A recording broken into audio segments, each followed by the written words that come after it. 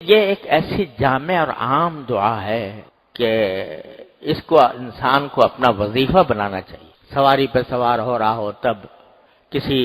نئی جگہ پر جا رہا ہو تب، نئے شہر میں داخل ہو رہا ہو تب، کوئی نیا کام شروع کر رہا ہو تب، ہر اس موقع پر جبکہ انسان کسی نئی چیز میں داخل ہو رہا ہو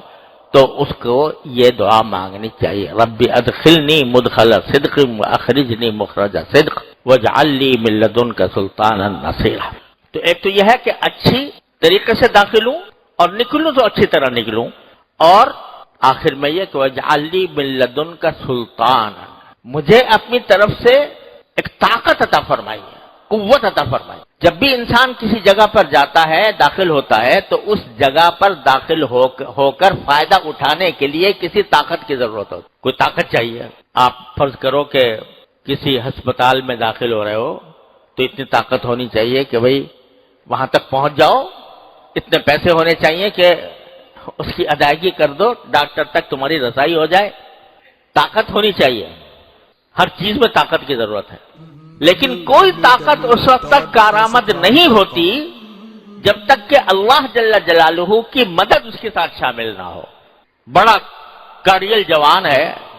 طاقتور ہے، قوت سے بھرپور ہے، لیکن اللہ جل جلالہ کی توفیق نہ ہو تو وہ اس کی طاقت بیکار ہے، کوئی فائدہ مند نہیں ہو سکتی۔ لہذا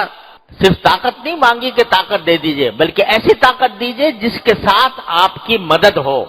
یہ سکھا دیا، اس میں اللہ تعالیٰ نے یہ سکھا دیا کہ کبھی بھی اپنی طاقت پر اکڑو نہیں۔ وہ طاقت تمہاری جسمانی طاقت ہو، ذہنی طاقت ہو، علمی طاقت ہو، کوئی بھی طاقت ہو، اس پر اگر اترا گئے کہ میں تو بڑا طاقتور ہوں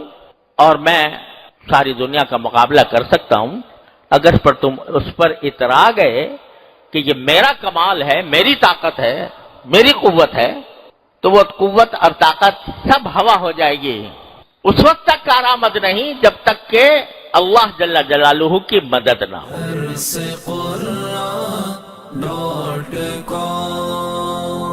www.darsequran.com